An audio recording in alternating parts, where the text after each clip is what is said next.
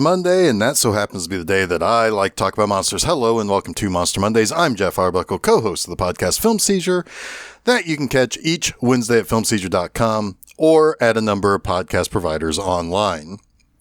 Just last Wednesday, if you tuned in to filmseizure.com, you would have heard Film Seizure's annual Best Of episode where we, myself, Jason Oliver, and Chuck Moore, talked about some of our favorite movies of 2024. And you likely heard one of us say that it was a pretty decent year for horror. Looking back at the year 2023, I think we kind of made mention of how we were a little disappointed in the horror offerings of that year. But I found 2024 to be quite a bit different. If I were to look at some of my top 20 or 25 favorite movies of the past year, there were the major hits of The Silence of the Lambs sort of inspired Long Legs from Oz Perkins, the existential horror of not being able to live in the skin you want to live in of I Saw the TV Glow, the well-designed Late Night with the Devil, or the thought-provoking Heretic. And let's not forget the award-winning body horror epic The Substance. But and I know that Chuck and Jason also very much liked the French-Canadian film Red Rooms, which was a pretty good film too. While it didn't make my list, I know that they quite appreciated that one. But also on that list is this strange little movie that featured an incredibly small cast and one character that is neither really part of the cast nor really alive. And this movie came from Ireland. And the topic of this week's episode, Oddity. Now, throughout the spring and summer of 2024, I saw the trailer for Oddity a couple of times, and it was hard to know exactly what the movie was about, but it made you want to see more. While I didn't get a chance to actually watch it in the theater like I normally do, I did get the chance to watch it on Shudder as soon as it hit the streaming platform and found the film really cool and creepy and unsettling and kind of unnerving in very interesting ways. This comes from the Irish director Damien McCarthy, who had only made one film before this one, the 2020 horror film Caveat, about an amnesiac drifter. Caveat got decent reviews and set McCarthy up for a great success from horror fans and critics for Oddity. And he also had made some short films prior to that too. In fact, one of his short films is kind of the backstory for a character who plays a relatively major part of Oddity, and kind of the backstory of how he gets his distinctive physical attribute in the movie. But I think it's safe to say that we can expect some big things from McCarthy going forward. While Oddity only played briefly in theaters, it was pretty well liked. But let's talk about Oddity and why this movie works really well. And just in case you aren't aware, I will be doing spoilers. So if you do want to watch this movie and care about knowing some of the twists this movie takes and want to experience it on your own without being told, I would recommend go to check it out before listening to the rest of this episode. But if you did that and you came back, or if you stuck around, let's talk about the movie. Now, married couple Ted and Danny move into a large Irish countryside estate. And Ted is a somewhat successful psychiatrist at a hospital or an asylum in town. And Ted is played by Gwilym Lee, and Danny is played by a relatively newcomer to film and television, Carolyn Bracken. Now, Danny is busy staying at home, renovating this very interesting and very old house that's designed as a square, but it has an open courtyard in the middle. So it's very clearly made from many, many years in the past where there might have been a need for that kind of courtyard or whatever. It's a very interesting thing. Whereas the home looks more like a row, like just built-in rows in a square. It's a really cool place. But while she renovates the home, she has her camera automatically set to snap pictures. And the reason for this is out of curiosity to see if the camera picks up any astral cohabitants. And there's a very important reason for that when it comes to Danny and her sister, but I'll get back to that. But Danny decides to stay at home and sleep in a tent in one of the rooms while Ted continues to work in the city. And she wants to really just kind of do this so that she can continue the renovation and continue to work on that so they can move in there sooner. Now, Danny suggests that, we should invite my sister Darcy, also played by Bracken, to dinner sometime. And Danny says that she's been worried about her twin. And Ted is not seemingly overly thrilled with the idea, but suggests that maybe as a psychiatrist, he can find out if there are things that are bothering her. But he kind of, maybe we can have dinner with her sometime, but he doesn't seem overly enthused without sounding upset about it or anything like that. But that night, Danny is then visited by one of Ted's former patients, Olin Boole. Now, Olin Boole was the character that I said was the subject of one of McCarthy's short films. But he is a man who has long, straggly hair. He's got a beard. He's very thin, but his main physical attribute is he has a spooky, pale-colored glass eye, and he tells her that she is in danger. For some reason, he knows that she is already in danger and went to the house to tell her this. But more importantly, she is in danger from an intruder who slipped inside the house while she was outside at her car in the courtyard. And he begs to be let in because of that danger. But his erratic behavior and unsettling appearance scares Danny. Now, later still, she is attacked and brutally murdered. Olin believed to be the murderer due to his connection to Ted and some of his past reasoning why he was in the mental institution to begin with, is found dead in his halfway house room by another tenant at some point after Danny's murder. A year later, in the city of Cork, Ted visits Darcy at her curiosity shop. She tells Ted of a haunted bellhop bell from a hotel that she's just recently acquired, and if you rang the bell, the ghost of the surly bellboy would be summoned. And Ted kind of laughs it off and says that, they should ring it to see what happens. But Darcy tells him that some things are not to be played with or joked around about, especially since the last two times someone rang the bell, that led to their bodies being found after they had died. Ted brings Darcy one more curious item from the body of Olin Boole, his glass eye. Now, Darcy wanted that personal item to intuit what were the final thoughts going through Boole's mind as he died, considering it seems pretty open and shut that he murdered Danny. And Darcy then requests to have dinner with Ted because it has been almost exactly a year and she would like to talk to someone about Danny. And he kind of tacitly agrees, but asks to do this in a week or two as he is still settling into his new country home with his new girlfriend, Yana, who Ted says was there for him when Danny died.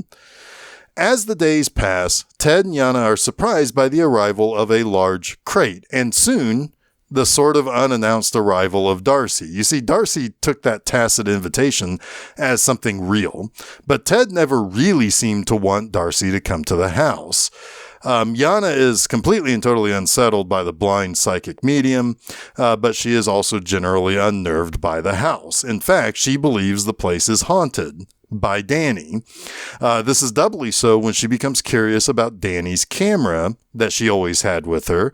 And when she takes a picture of one of the rooms in the house, she shows Ted that there's a small face in the darkness that sure looks a lot like Danny. And of course, Ted is like, it's just a double exposure, which does not happen in digital cameras, I don't believe. But Yana even believes that she has seen Danny in the darkness whenever she has been sleeping there alone, which is why she doesn't really like being in the country house without Ted.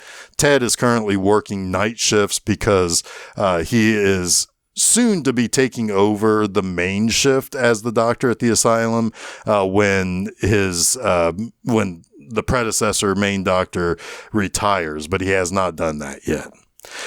But Darcy says she's not going to leave and insists on staying, and she opens up the crate to reveal a large wooden mannequin that is basically a golem.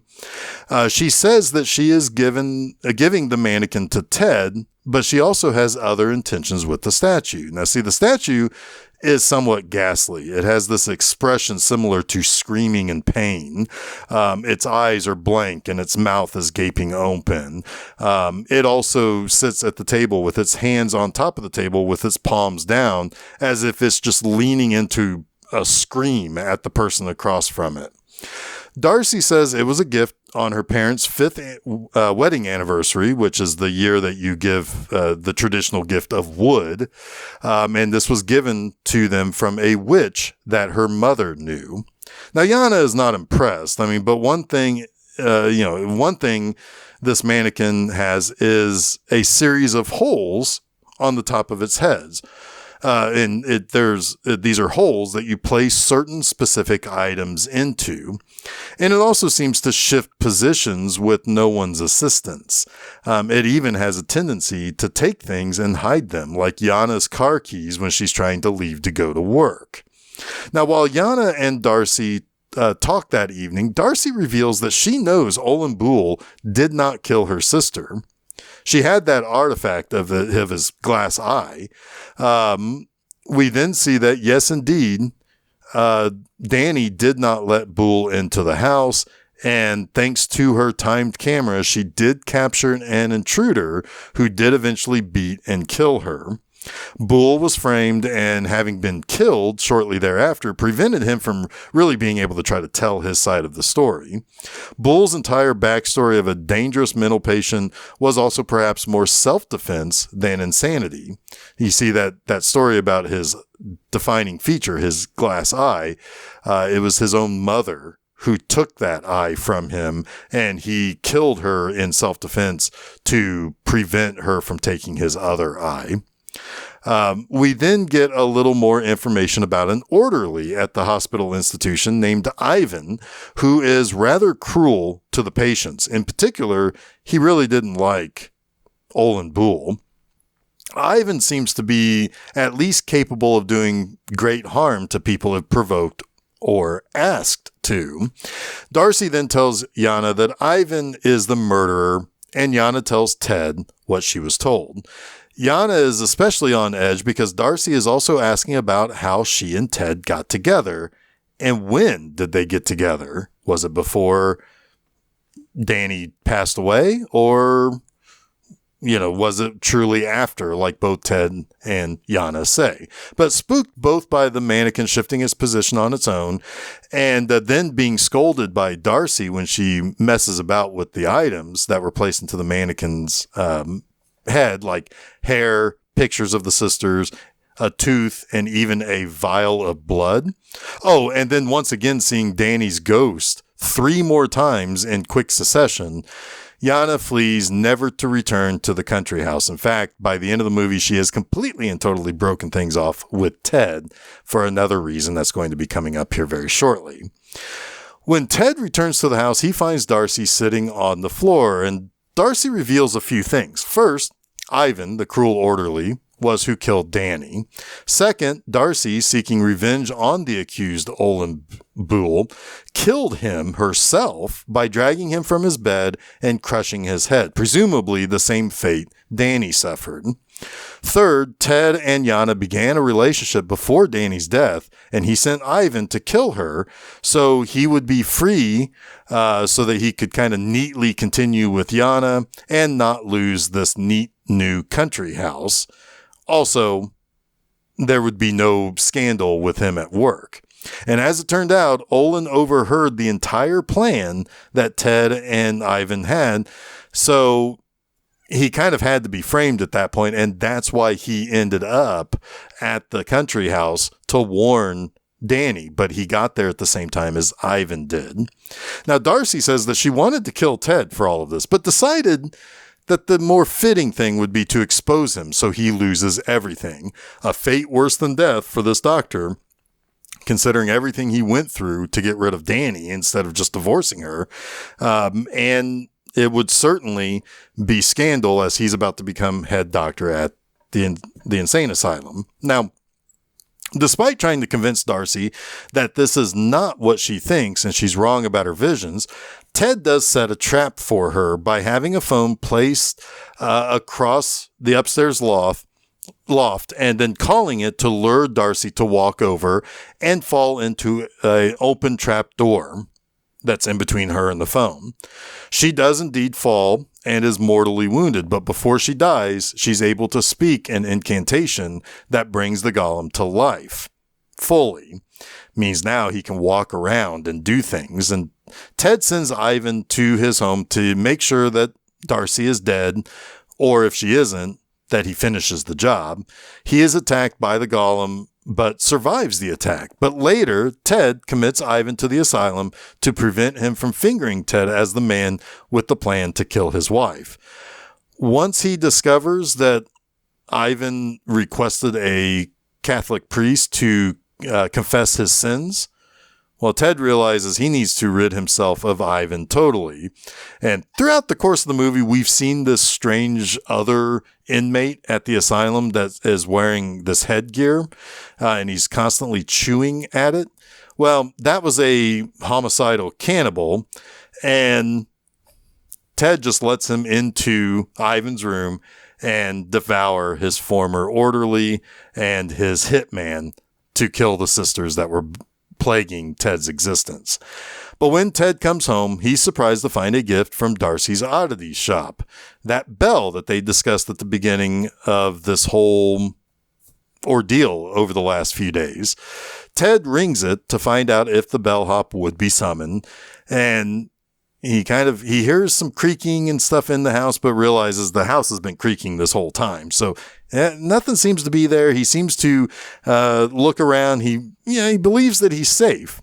And when he finally just relinquishes the idea that he's not really in danger, he just kind of relaxes in his chair. And we see that he is completely unaware of the angry spirit of the bellhop standing right behind him and is likely waiting to strike. So let's talk about 3 things I like about Oddity. First and foremost, Carolyn Bracken is very good in this. Now, she plays 2 very different women. Of course, only one that she plays kind of briefly we don't get to see as much of, but both believe in the otherworldly stuff, but they are completely and totally opposite in personalities. As Danny, she's fairly, well, for a lack of a better word, normal. She's brighter. She's more outgoing in a way. She's personable. She is the girl that you would end up dating and enjoying the normal things you would enjoy with someone else. But it's her performance as Darcy that is much more interesting. She's unnerving, yes, but not nefarious. She's a weird one because she's got that spooky second sight where she can intuit things by touching personal artifacts.